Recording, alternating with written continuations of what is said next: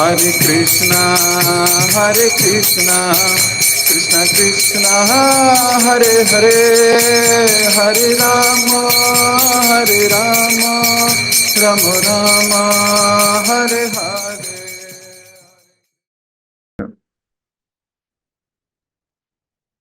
जय जय श्री चैतन्य, जय हो नित्यानंदा, जय अद्वैत चंद्र, जय गौर भक्त वृंदा। जय जय श्री चैतन्य, जय हो नित्यानंदा, जय अद्वैत चंद्र, जय गौर भक्त वृंदा। जय जय श्री चैतन्य, जय हो नित्यानंदा, जय अद्वैत चंद्र, जय गौर भक्त वृंदा। हरे कृष्ण। तो आप सभी भक्तों का एक बार फिर से बहुत बहुत हार्दिक स्वागत। हम पढ़ रहे हैं चैतन्य भागवत, एक बड़ा अद्भुत, रसीला और जीवन को एक अद्भुत दिशा देने वाला ग्रंथ। जैसे जैसे महाप्रभु में भावांतर हो रहा है, पहले थोड़े उद्दंड थे, अब उतने ही विनम्र हो गए हैं। पहले भगवान की नहीं, न्याय शास्त्र, व्याकरण शास्त्र इत्यादि की बात किया करते थे। अभी केवल कृष्ण कृष्ण कृष्ण कृष्ण की बात कर रहे हैं। जब से गुरु से दीक्षा मिली है, जब श्रीपाद ईश्वरपुरी के संपर्क में आए हैं, तब से कृष्ण चेतना बढ़ गई है। तब से भगवान का विरह महसूस होने लगा। ये जानकर कि चैतन्य महाप्रभु, यानी कि अभी तो निमाई थे, ये निमाई बदल गया है। क्या बदला है? निमाई वैष्णव हो गया है। निमाई में वैष्णव गुण दिखने लगे हैं।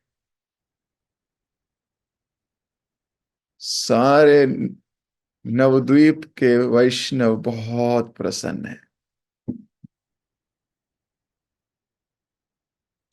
सारे नवद्वीप वासी आश्चर्यचकित हैं, ये कैसे हो गया? वैष्णवों की तो खुशी की सीमा ही नहीं है। थोड़े समय पहले हम लोग पढ़ रहे थे कि वैष्णव भगवान से कहा करते थे, अगर निमाई भक्त बन गया तो बहुत बड़ी बात हो जाएगी।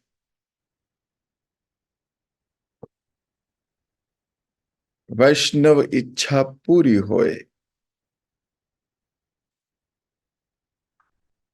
तो निमाई अभी भक्त बन गए हैं और कृष्ण कृष्ण कृष्ण कृष्ण, इनकी जिह्वा पर केवल कृष्ण के नाम है। कल हमने पढ़ा था कि किस प्रकार विद्यार्थी आए थे महाप्रभु से मिलने और निमाई ने उनको कहा बैठो, तो जब वो बैठने लगे तो हरि हरि कह रहे थे।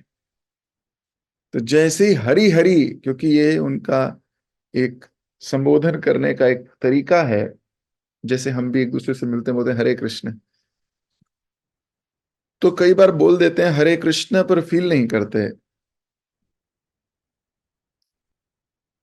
जैसे हेलो बोला था, जैसे हाय बोला था, वैसे ही हरे कृष्ण बोल दिया, फील नहीं हुआ। लेकिन ये ऐसा नाम है, फील ना भी हो तब भी असर करेगा, और अगर फील हो फिर तो बात ही क्या।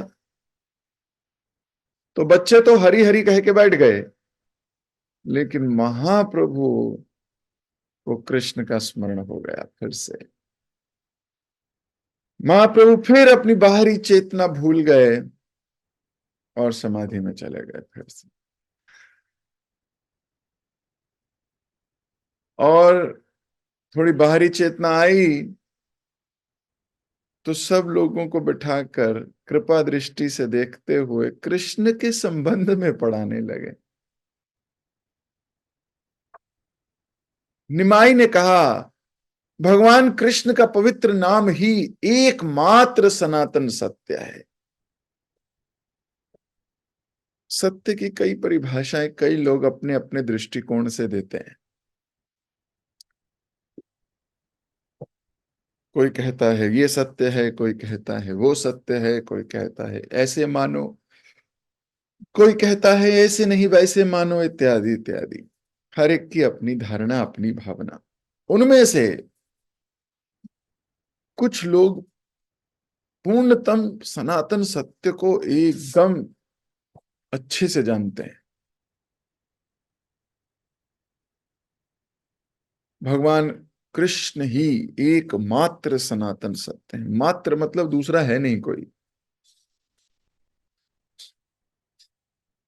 सारे शास्त्रों में बताया गया है कि श्री कृष्ण परम पूजनीय देव हैं।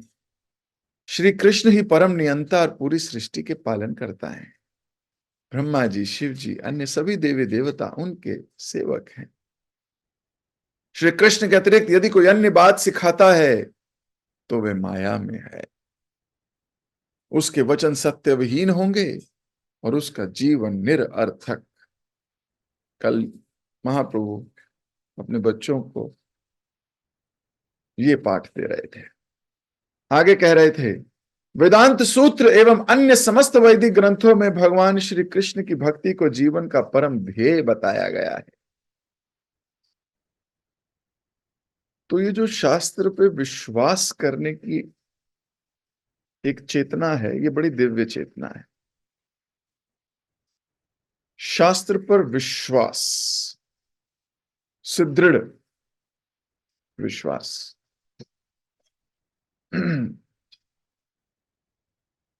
कई बार हम भक्ति के कल्चर में तो होते हैं, भक्ति के आसपास, भक्तों के आसपास हैं, भक्ति का कल्चर मिलता ही है, लेकिन शास्त्र पर विश्वास नहीं है।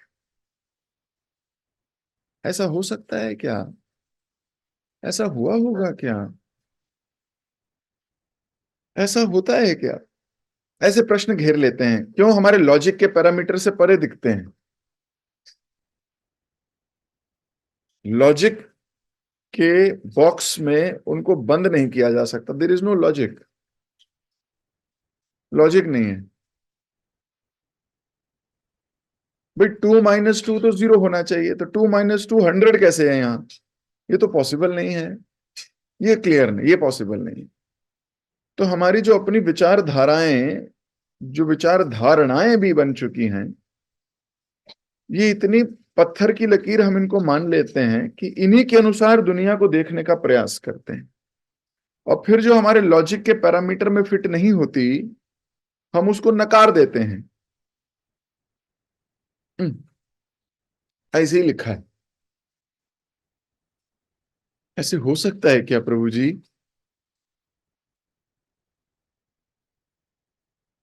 तो जैसे ही उनको हम अपनी बुद्धि से कंपेयर करते हैं, शास्त्र वचन को अपनी बुद्धि से कंपेयर करने लगते हैं, तो जिसको तोड़ना चाहिए वो है हमारी बुद्धि।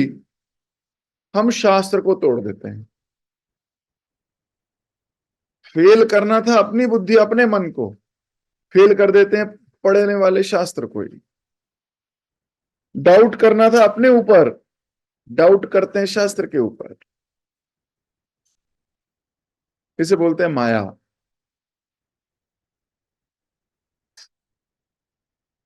इसको बोलते हैं माया। इल्यूजन में चीटिंग प्रोपेंसिटी है। अपने एक्सपीरियंस को श्रेष्ठ, अपने बातों को श्रेष्ठ, इल्यूजनरी एनर्जी द्वारा मोहग्रस्त। तो शास्त्र सच है, हमारे में गड़बड़ है। ये ऐसे करके पढ़ना है। लॉजिक से परे हैं। ईशोपनिषद पहला ही श्लोक, पहले श्लोक में क्लीन बोल्ड हो जाएंगे हम।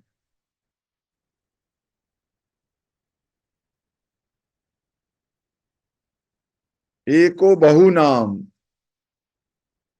नित्यो नित्यानाम, ऐसे करके ईशोपनिषद का एक श्लोक है, बहुत पावरफुल श्लोक, लेकिन वो लॉजिक के पैरामीटर से परे है।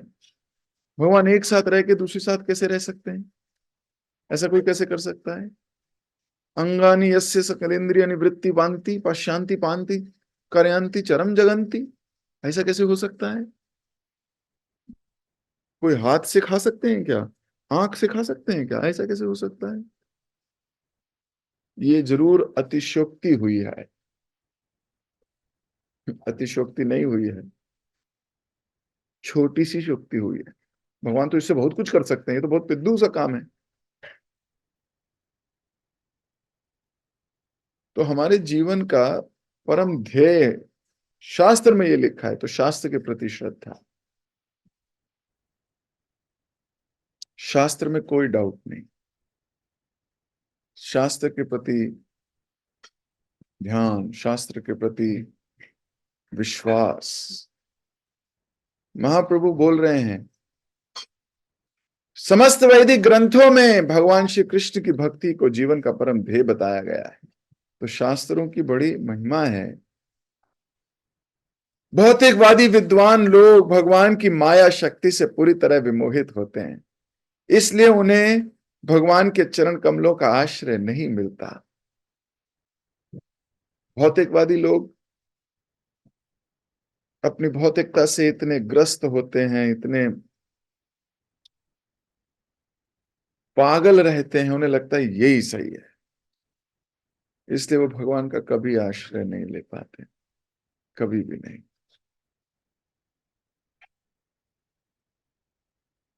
कोई व्यक्ति शास्त्रों में निपुण हो सकता है, परंतु यदि उसके चित्त में श्री कृष्ण के पवित्र नाम के प्रति आकर्षण नहीं है, तो निश्चित ही विनाश और नरक के मार्ग पर अग्रसर है। ओहो, महाप्रभु तो बहुत, महाप्रभु बोल रहे हैं कि कोई व्यक्ति शास्त्रों में निपुण हो सकता है। शास्त्रों में निपुण होने का क्या मतलब है? कैसे होगा कोई शास्त्र में निपुण? अगर वो पढ़ेगा शास्त्र बहुत, पढ़ पढ़ के उसको पढ़ने में बहुत मजा आता है, उसको पढ़ने में बहुत आनंद मिलता है। अगर उसको पढ़ने में आनंद मिल रहा है, पढ़ाई कर रहा है, लेकिन चित्त में कृष्ण के प्रति अनुराग नहीं हो रहा है, चित्त में पवित्र नाम के प्रति आकर्षण नहीं हो रहा है, he is not attracted to the holy name, जब करने में टेस्ट नहीं आ रहा है, जब करने में आनंद नहीं आ रहा है, तो नरक की तरफ बढ़ रहा है।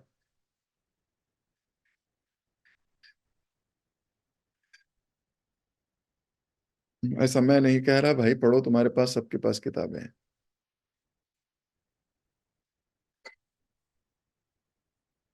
लिख रहे हैं निश्चित ही विनाश और नरक के मार्ग पर अग्रसर है।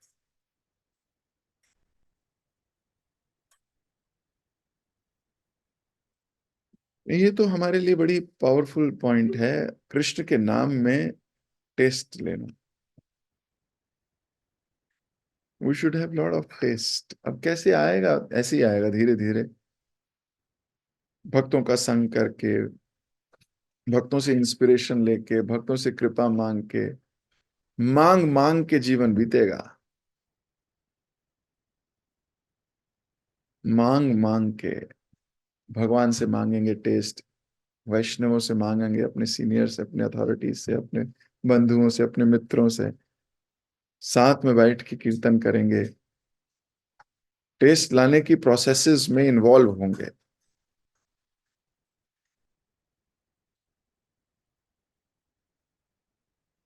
आगे लिख रहे हैं, परंतु यह भी सत्य है कि श्री कृष्ण अत्यंत कृपालु हैं, और प्रत्येक प्राणी के प्राण एवं जीवन है। यदि कोई दीनहीन पापी व्यक्ति भी श्री कृष्ण के नामों का कीर्तन करता है, अपना शरीर त्यागने पर वह उनके वैकुंठ लोक को प्राप्त हो सकता है। दीनहीन व्यक्ति भी अगर भगवान के नाम का कीर्तन करेगा तो वैकुंठ में उसका घर तो गारंटी है भाई। आगे महाप्रभु अपने शिष्यों को कह रहे हैं, यदि कोई व्यक्ति श्री कृष्ण के चरण कमलों का आश्रय लिए बिना शास्त्रों की व्याख्या करने का प्रयास करता है तो वह पतित है और वह कभी भी शास्त्रों को सही रूप से समझ नहीं पाएगा। वह ढोंगी शिक्षक है जिसे शास्त्रों के सार का कोई ज्ञान नहीं। वह धोबी के उस गधे के समान है जिसने व्यर्थ ही पुस्तकों का बोझा ढोया है। ऐसा व्यक्ति निश्चित ही दुर्भागा है। तो हम देखते हैं संसार में बहुत से लोग भगवान कृष्ण के गुण की, रूप की, लीला इत्यादि की व्याख्या तो करते हैं, लेकिन उनको विश्वास नहीं है कृष्ण के ऊपर। वो रमे नहीं हुए सो कॉल्ड कथाकार भागवतम सप्ताह तो बड़े करते हैं, लेकिन उनके अपने चरित्र में कोई बदलाव नहीं है। भगवान कृष्ण के प्रति इतना समर्पण भाव है नहीं, चरण कमलों का कोई आश्रय नहीं, इंद्र तृप्ति में लिप्त है। तो यहां महाप्रभु कह रहे हैं वो ढोंगी शिक्षक है, शास्त्रों के सार का कोई ज्ञान नहीं है।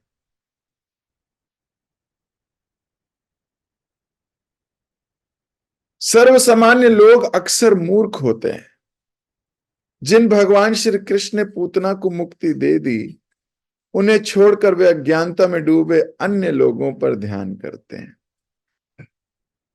न जाने कौन से बड़े सुख के लिए वे श्री कृष्ण के यशोगान का सुख छोड़ देते हैं। महाप्रभु अभी बड़े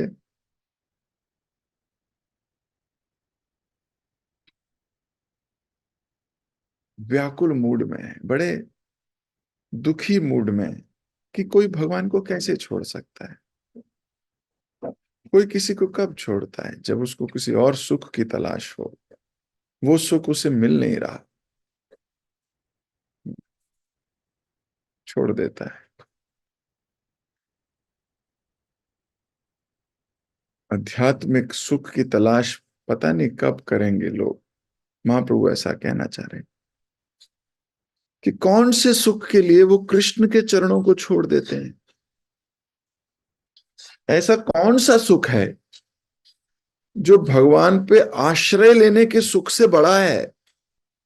ऐसा कौन सा सुख है? ऐसा कौन सा सुख है जो कृष्ण के चरणों पे पड़े हुए सुख से ज्यादा टेस्टी है, जो भगवान की सेवा करने से ज्यादा टेस्टी है? अभी महाप्रभु को तो भगवान की सेवा का टेस्ट पता लग गया, इसलिए महाप्रभु ऐसा कह रहे हैं। जिसको नहीं पता वो क्या ही कहेगा। जिसको भगवान का सेवक बनने का सुख नहीं पता, लोगों को मास्टर बनने का सुख तो पता है। Master, I am the master. लेकिन सेवक बनने का सुख जिसको पता है, भगवान का सेवक बनने का जिसको सुख पता लग गया है ना, उसको कोई मास्टर नहीं बनना है। वो कहेगा बाकी कोई सुख तो बहुत छोटे हैं, वेरी स्मॉल।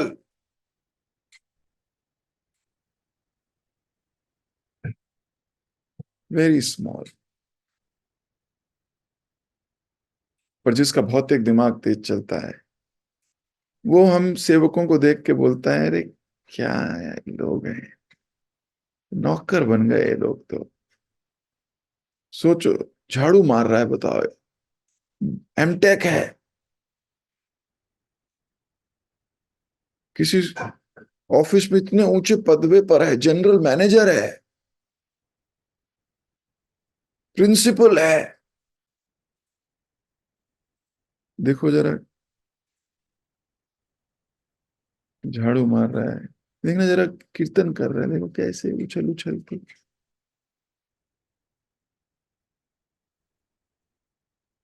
भौतिक दृष्टि के लोगों को ये सेवक बनने का भाव का क्या मूल्य पता है? कोई मूल्य नहीं पता। कई बार हम भक्तों को भी, जिनकी कॉन्शियसनेस अलग अलग लेवल पर है, उनको भी नहीं पता है। हम भी कहते हैं, नहीं नहीं प्रभु जी, कोई और सेवा दे दो, झाड़ू नहीं मारना, कोई हमारे लायक सेवा दीजिए। नालायक, तेरे लायक कोई सेवा नहीं है।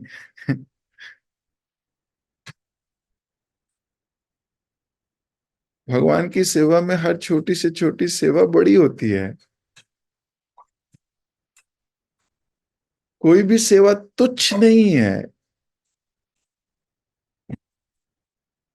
हर एक सेवा श्रेष्ठ है। नरोत्तम दास ठाकुर आदि काल से अनंत काल तक केवल भगवान का दूध उबालने की सेवा है गोलोक में उनकी। सिर्फ दूध उबालते हैं, और चढ़ाते भी, चढ़ाने वाला कोई और है। इनको देखना है उबल रहा है कि नहीं, और उतारना है बस। ये सेवा है इनकी।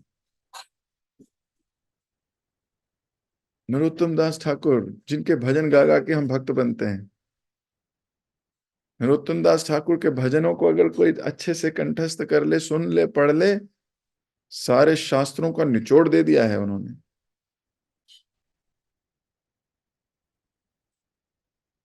तो हमारे आचार्यगण कहते हैं, जो हमारे वैष्णव भजन है वो पीएचडी से भी ऊपर है। पीएचडी है वो समझ गए तो मतलब फिर ग्रेजुएशन, पोस्ट ग्रेजुएशन सब क्लियर।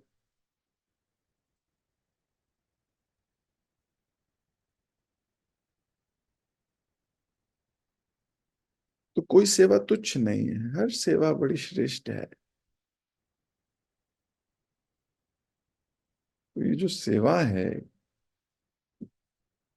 ये वास्तविक फल है। कैसे पता लगे कृष्ण हमसे प्रसन्न है? गुरु के माध्यम से वो कोई सेवा दे देंगे हमको। That means he is happy with us.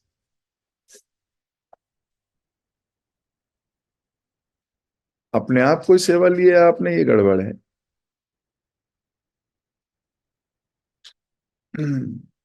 ना हमने पूछा, ना हमने करा, हम तो अपने आप करते हैं जी।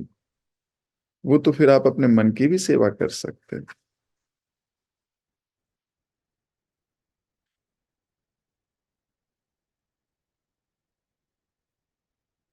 घर में भगवान के अर्च विग्रह को विराजमान करना, उन्हीं को सेंटर में रखते हुए कार्य करना, ये बड़ा जरूरी है। और फिर जो कोई आज्ञा हमारी अथॉरिटी से आए, उसको जान लगा के एकदम बड़ी उत्साह के साथ उसको करना। इसे बोलते हैं आश्रय लिया है उसने भगवान का, अपने गुरु का। हम देखते हैं आजकल घरों में भगवान के लिए कोई जगह नहीं है। कोई जगह नहीं है। अपने लिए तो पूरी जगह है। बड़े बड़े बेडरूम्स, बड़े बड़े ड्राइंग रूम्स। वास्तव में हमारे घर में जितनी जगह कृष्ण के लिए है, उतनी आपके दिल में भगवान के लिए जगह है।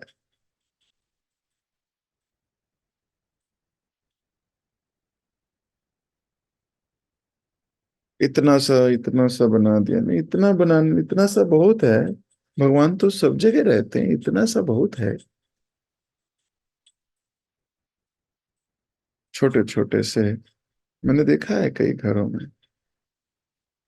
अब मान लीजिए बस उतनी जगह है आपके दिल में भगवान की, जितनी आपके घर में भगवान की जगह है, उतनी ही आपके दिल में उनके लिए जगह है। बस इतना ही है।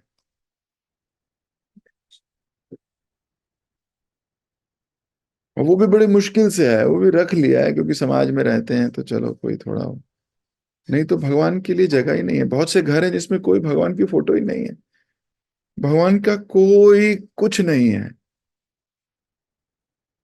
कल शाम की क्लास में मैं आप लोगों को बता रहा था, भक्ति सिद्धांत सरस्वती ठाकुर महाराज का कोट था, our only disease is we are accumulating material which are not related to Krishna. तो कृष्ण से संबंधी जो नहीं है उन चीजों को तो बटोरे जा रहे हैं। तो ये घर में आप देखिए, लोगों के घर जाके पता ही नहीं लगता कि ये भगवान का घर है, वो इंद्र तृप्ति का अड्डा दिखता है।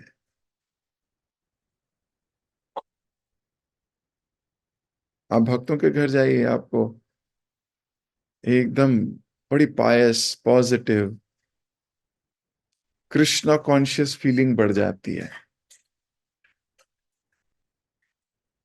हर चीज में आपको कृष्ण की स्मरण, कृष्ण की याद, गुरु का स्मरण, कुछ ना कुछ ऐसी एक्टिविटीज मिलेंगी आप। सो अपने ये जो मायावादी या जो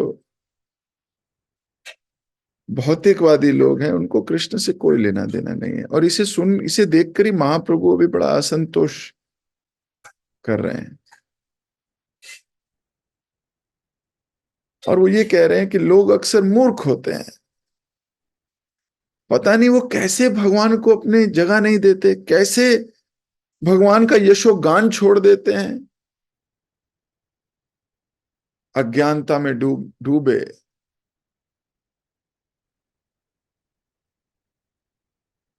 आगे लिख रहे हैं, मेरे प्रिय छात्रों, मैं जो कह रहा हूं वे पूर्णतः सत्य है, ध्यान पूर्वक इसे सुनो। बस श्री कृष्ण के चरण कमलों का आश्रय लेने का प्रयास करो। मैंने अभी जो कहा है, यदि किसी में साहस है तो आकर इसका खंडन करे, मैं खुली चुनौती देता हूं।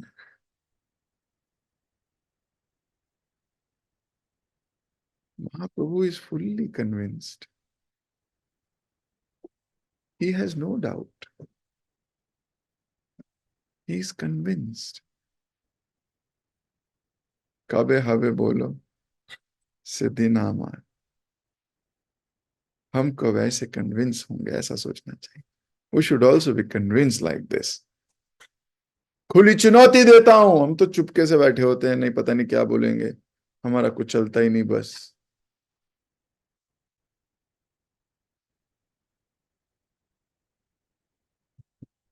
नहीं, कृष्ण ज्ञान में रमिए। महाप्रभु ने कहा, ये कृष्ण तत्व ज्ञाता सही गुरु होय। जिसको कृष्ण के तत्व के बारे में पता है, तत्व के बारे में, कृष्ण के बारे में नहीं, कृष्ण तत्व डिटेल से ही गुरु होय। तो अभी मैं अपनी वाणी को यहीं देता हूं विराम, समय काफी हो गया। लेकिन महाप्रभु इज फुल्ली कन्विंस्ड। हम लोग महाप्रभु के चरणों का ध्यान करते हुए उनसे आशीर्वाद मांगते हैं कि हमारे में भी पूर्णता से, बिना किसी डाउट के, हमारा चित्त, हमारी बुद्धि, हमारा अहंकार सब ये स्वीकार कर ले, Krishna is the supreme personality of godhead. और हमारा जीवन उनकी सेवा करने के लिए हुआ है।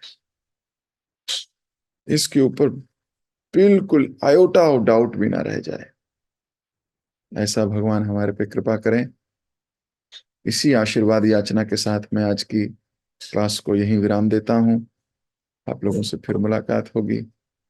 जगत गुरु शिल प्रभुपाद की जय, श्री चैतन्य भागवत की जय, श्री वृंदावन दास ठाकुर की जय।